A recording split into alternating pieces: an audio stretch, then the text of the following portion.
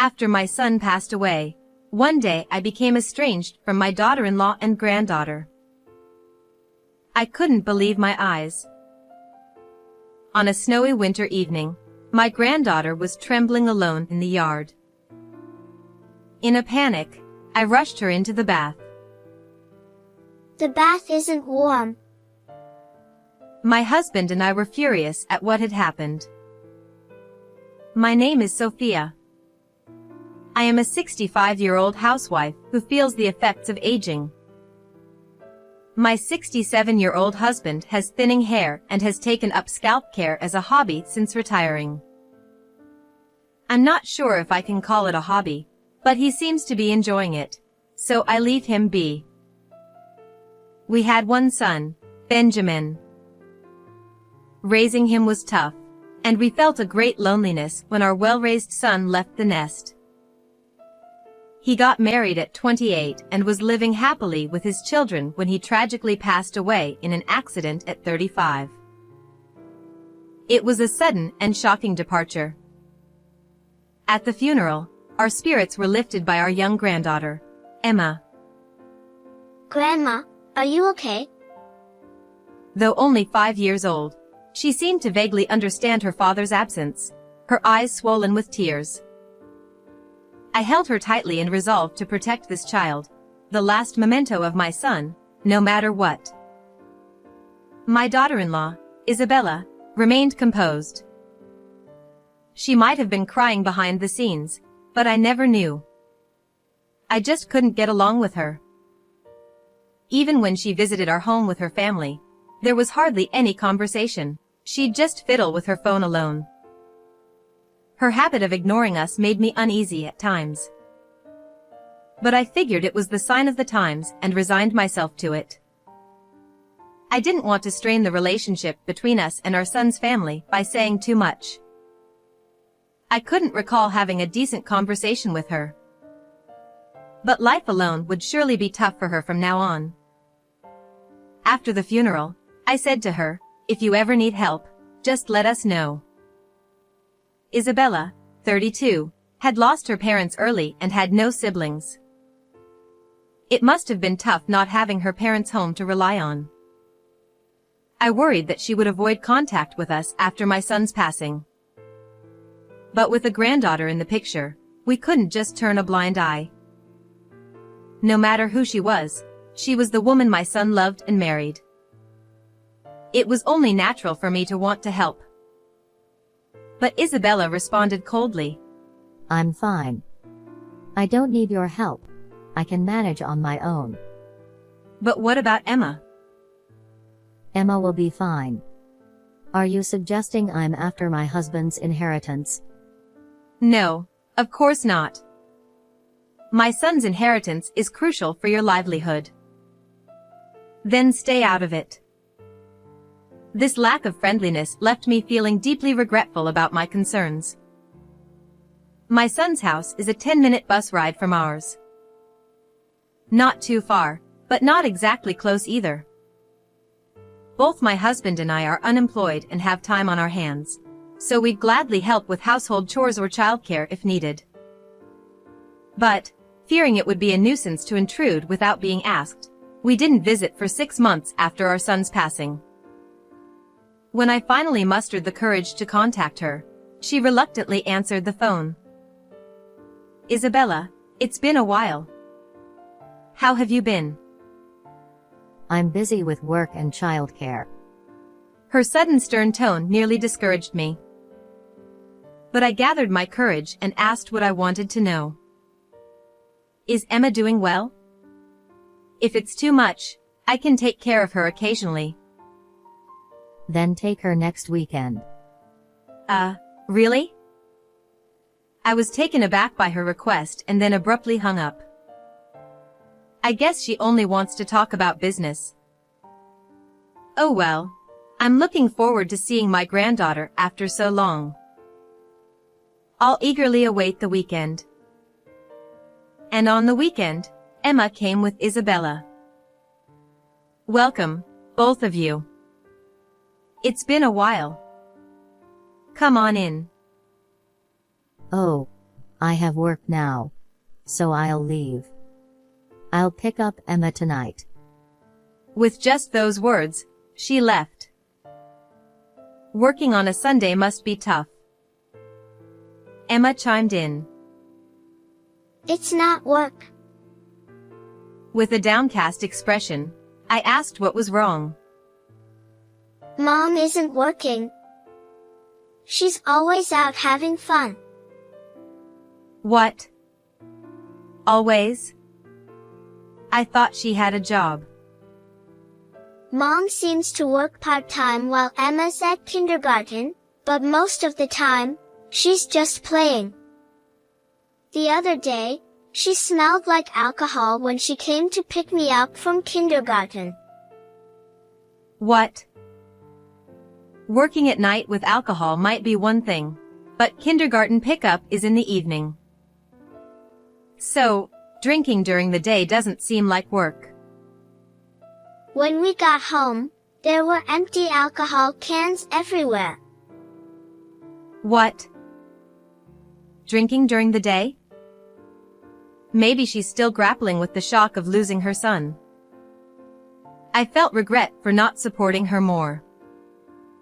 But before I could dwell on it, Emma said, There was a strange man, but he left when he saw Emma. What? Does that mean Isabella was drinking with some man at home? It's been 6 months since my son passed away. Well, if she's quick to move on, it's not surprising if she's found a new lover. She's still young, after all. As long as she doesn't upset my granddaughter, I guess anything goes. But clearly, my granddaughter looks unhappy. Because of that man, Mom. No, Mom never did anything from the start. She never did any housework, even when Dad was alive. What? I was surprised to hear this for the first time. I'd never heard anything like that from my son. Mom, you never did anything? Yeah. Dad always did the cleaning, laundry, and everything when Dad came home from work. He'd buy or make dinner for us. What? Was that so? Perhaps my son's marriage was already falling apart. Was my granddaughter the only thing keeping them together?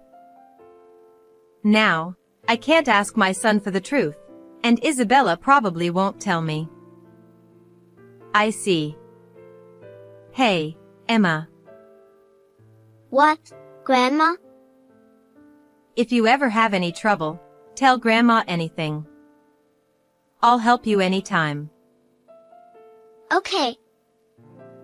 My heart swelled with tears as my granddaughter, who had seemed lonely in the presence of her mother, now smiled happily. However, I never got to see my granddaughter again after that. Because I couldn't reach Isabella. She occasionally picked up the phone, but always with an annoyed attitude. Both Emma and I are doing well. So please leave us alone. And she hung up. I refrained from visiting out of consideration, and before I knew it, 2.5 years had passed. It had been 3 years since my son passed away. During that time, my granddaughter entered elementary school. I sent her a congratulatory gift, and in return, I received a photo from her entrance ceremony. In the photo, my granddaughter wore a backpack, smiling shyly. I was glad she looked well, but something about it bothered me. She seems embarrassed or nervous. She looks complex. Certainly. Starting school must bring a mix of expectations and anxieties, so it's natural to look complex.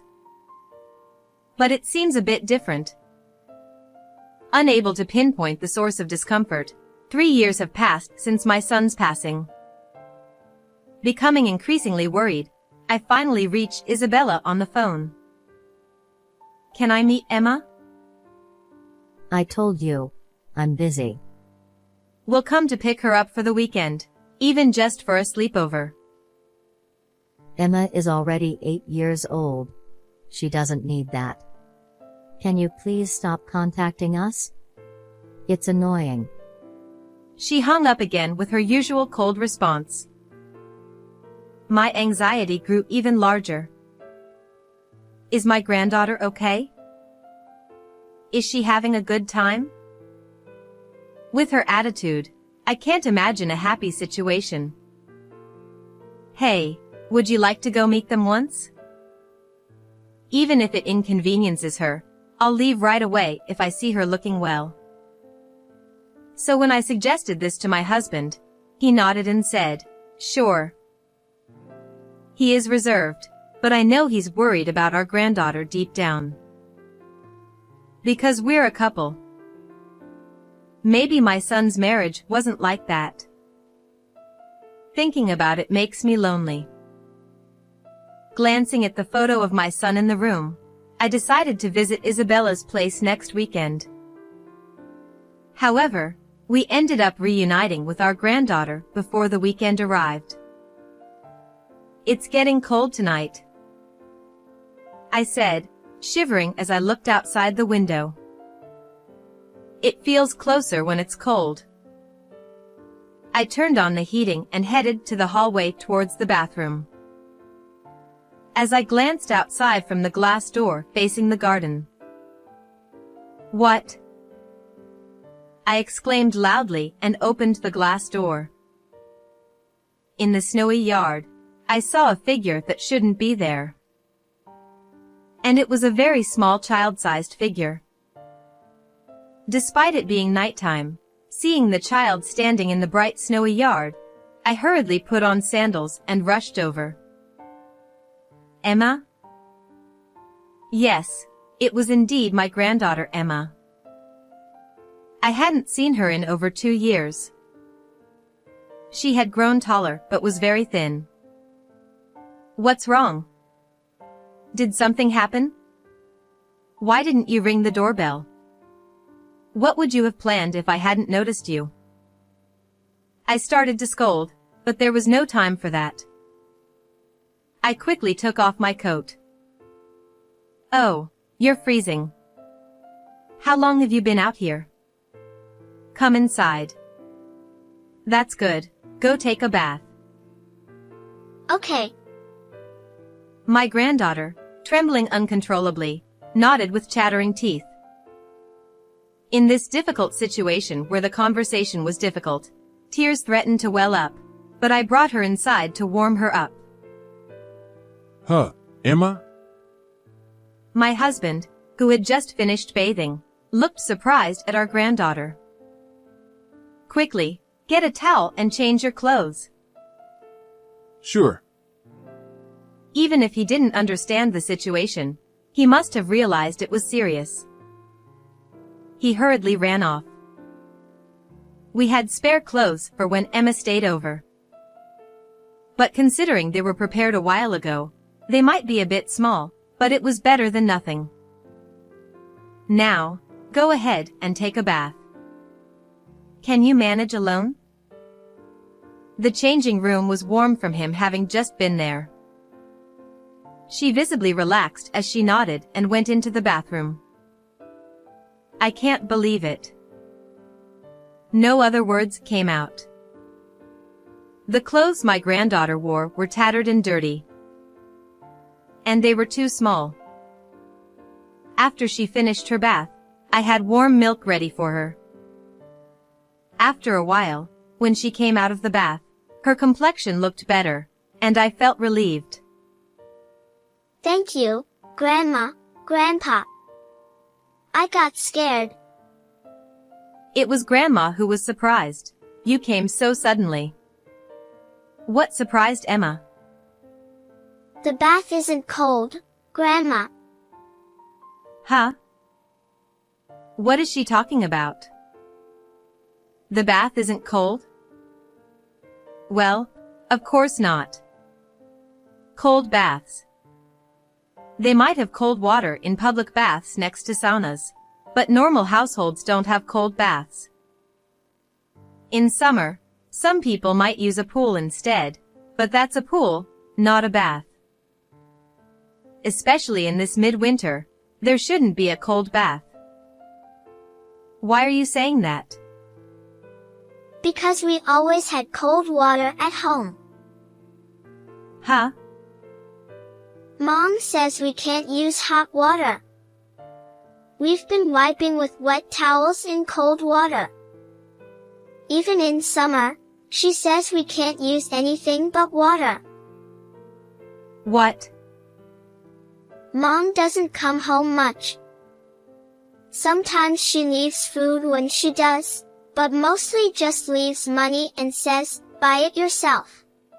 She says we can't be extravagant because there's no money, and we rarely buy clothes. She never comes to parent-teacher meetings. She hasn't taken a bath in a long time, just wipes with cold water. That's normal, she says. What is that? Finally, my husband shouted. He had been silently listening to our granddaughter, but he couldn't contain his anger. I was speechless too. I knew being a single mother was tough, but this was beyond what I imagined. Recently, there's always an unknown man at home. What? But he says I'm a nuisance, so Mom tells me to leave. What did you say? I couldn't help but shout. It seems Isabella is drowning in men and neglecting her daughter Emma. And to top it off, she's kicking her out in the middle of winter. As I saw earlier, my granddaughter wore sandals in the cold, ones I recognized from the 100-yen shop. Probably unable to buy sneakers either, cutting back on food or something. My granddaughter must have purchased them herself. Her clothes were dirty and too small, so the story of not being able to buy them seems true. I had nowhere to go, so I relied on my memory to come here. But I thought I might be a bother on a night like this, so I peeked inside from the garden. What a situation. I was at a loss for words. My granddaughter is only 8 years old. To think she could think and act like this at 8 is amazing. Usually, this would be admirable, but tears overflow at the thought of a child being so desperate. Understood. He said quietly in a low voice. I understood. He was angry. Emma, stay here with us. You'll have to change schools, but it'll be okay. You're strong. You'll adapt quickly to the new environment. Here? What about Mom? Don't worry about anything, Emma. You'll be happy with us. Okay. No matter how rudely treated, a child always longs for their parents. Especially after losing a father, the mother is more important than anything. Wanting to be loved is natural. Wanting to be together is ordinary. But this situation is neither natural nor ordinary. Even if it's someone my son loved, I will never forgive this. We agreed as a couple. The next day, my husband stormed into their house. I couldn't go because I was with Emma, but he told me what happened when he returned. Isabella was there when he arrived, and my husband forcefully entered the house. Hey, don't just barge in like that. I wouldn't enter a dump like this. I can't even enter. My husband stopped at the entrance and turned to Isabella. You've done quite a lot to Emma, huh? And kicking her out in midwinter. Do you understand that this is tantamount to a crime? Oh, come on. I just told her to leave because she was bothering me. I never said she couldn't come back. Do you think an 8-year-old understands that kind of thing? She remained defiant despite the scolding. After arguing with my husband, Isabella called out a man. Seeing him, he seemed annoyed and left. She was thrilled when I mentioned raising Emma here. He said with a bitter expression. It seems she no longer has maternal instincts. And when he was about to leave, Isabella said, Oh well, it's cold. Time for a bath. He saw her flip the remote switch, so he unplugged the water heater outside. Naturally, there was no hot water, just cold water. My husband, who had been observing from outside for a while, returned after hearing Isabella scream, and hearing that. It's so cold. So, we got Isabella's permission. We'll proceed with various procedures through the lawyer we're relying on. That sounds good. I nodded and looked at my granddaughter. Seeing her looking anxious, I patted her head to reassure her. Suddenly, my granddaughter burst into tears. What's wrong? Even so, is she crying because she wants to be by her mother's side after all? I hurriedly asked, and she replied, Getting my head patted is the first time since Dad left. I'm happy. Those words tightened my chest again. Do you still like Dad? To my question, my granddaughter nodded tearfully. I want to see him. What about Mom? There was no immediate response to that question. But after a while, she said, I don't like her. Ever since Dad left, Mom has hardly been at home. I often wonder if she's my mom. She never patted my head or hugged me. She's so different from my friends' moms. But when Dad was here, he hugged me a lot, so I was okay. But now, unable to bear it, I hugged her tightly. I miss Dad. Yeah, I know. Grandma misses him too. I continued to hold on to my granddaughter, who longed for her father, and cried. After that, the three of us started our life together. Despite the initial confusion from changing schools, she gradually settled down, and within a month, she became completely lively again. Her complexion improved, and she started to gain a little weight. She's still thin, but I think as long as we take it slow, she'll regain her health. Before we knew it, 3 months had passed living together. One day during dinner, we heard the doorbell ringing. Since it's an old house, there's no intercom. I headed towards the door thinking, who could it be? Then I heard a voice shouting, help! I was surprised. Could someone have been attacked and run here for help? But there was something familiar about that voice. Could it be Isabella? Yes. Hurry, open up. Sure enough, when I opened the door, there stood Isabella with a pale face. What's wrong? I need help. I have no money. Huh? What's going on? My husband also came out. I'm getting remarried. I see. So why the cry for help? But he has debts. And I can't marry him unless I pay them. Oh. I see, it's about that. I've already given up all my late husband's inheritance and all my savings. But it's still not enough. So please lend me some money. Because of the procedures you handled, I'm not getting child benefits anymore. Please help. It's impossible. We're also living off pensions. You can't wish for your granddaughter's happiness but not for your son's wife's happiness? That's something a mother who truly loves her daughter would say. Not someone sacrificing her daughter for her selfish desires. His words made Isabella glare at him angrily.